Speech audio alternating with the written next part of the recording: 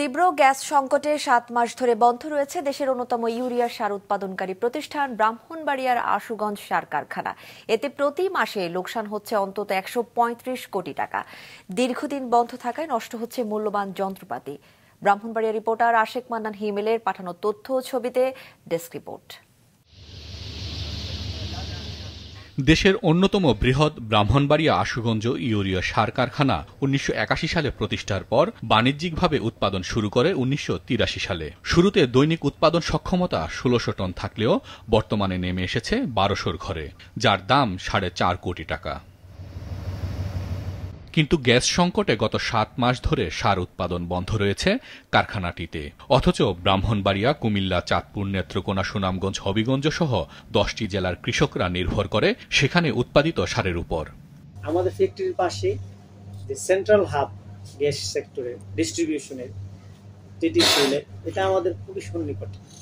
এখান থেকে সারা দেশে গ্যাস হচ্ছে এবং আমাদের ব্রাহ্মণবাড়িয়াতে ৫০০ MMCFD গ্যাস প্রোডাকশন, সেখানে 10% গ্যাস 50 MMCFD কি আশুগঞ্জ কারখানা পেতে পারে না। ২০২২-২৩ অর্থ বছরে সার উৎপাদনের লক্ষ্যমাত্রা ছিল ৩ লাখ টন ও উৎপাদন হয়েছিল ১,৫৭,৪২০ টন।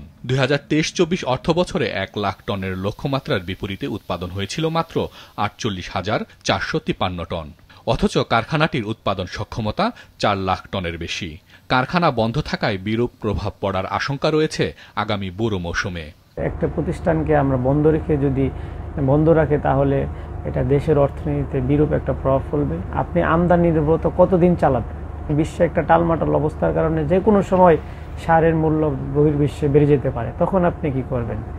এই ফ্যাক্টরিগুলো না চলে যদি বসাই ফেলেন, তখন আপনি আমদানি করতেও পারবেন না, যেখানে দেশে খাদ্য নিরাপত্তা বিরাট একটা শঙ্কার মধ্যে পড়বে।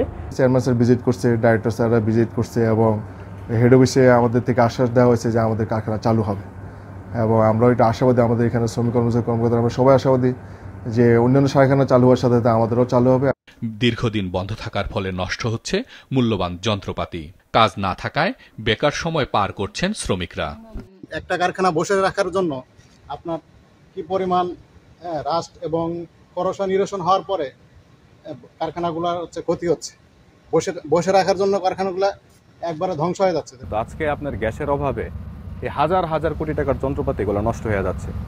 এরকম যদি ভাবে চলতেই থাকে তাহলে তো আমরা ভবিষ্যতে সার উৎপাদন করতে পারবো না। গ্যাস না দেওয়ার কারণে ফ্যাক্টরি টোটালি বন্ধ এবং শ্রমিক কর্মচারীদের একটা হতাশা বিরাজ করতেছে। বিশেষজ্ঞরা বলছেন এমন একটি সার কারখানা তৈরি করতে এখন অন্তত ২০,০০০ কোটি টাকা দরকার হবে। জেলা প্রশাসক বলছেন এই বিষয়ে দ্রুত ব্যবস্থা নেওয়া হবে। মার্চেতে যেহেতু বন্ধ আছে, এটার একটা বড় ইম্প্যাক্ট হয়তো আমাদের কৃষি ইয়েতে পড়তে পারে। তার একটা বড় কারণ হচ্ছে যে দেশের যে যা ডিমান্ড আছে তার একটা অংশ, মেজর অংশটা যদিও ফেঞ্চুগঞ্জ সার কারখানা ইয়ে করে, তারপরও বাকি যে অংশগুলো আছে তার এই 4টা গ্যাসের সবগুলোই প্রায় বন্ধ। এখন গ্যাস স্বল্পতার কারণে এই 4টা সবগুলোই বন্ধ। তো এনিহাও আমার কথা হয়েছে অলরেডি, আমাদের যে কনসার্ন যারা দপ্তর আছে মানে মন্ত্রণালয়, ওখানে আমাদের সাথে কথা হয়েছে, এর আগে যোগাযোগ করেছে, সিদ্ধান্ত নেওয়া হচ্ছে গ্যাস ছাড়া। বাংলাদেশ ফার্টিলাইজার অ্যাসোসিয়েশনের হিসেবে দেশে প্রতি বছর গড়ে ২৬ লাখ টন ইউরিয়া সার দরকার হয়, যার অন্তত ১০ লাখ টন দেশে উৎপাদন সম্ভব। মাছরাঙা নিউজ ডেস্ক।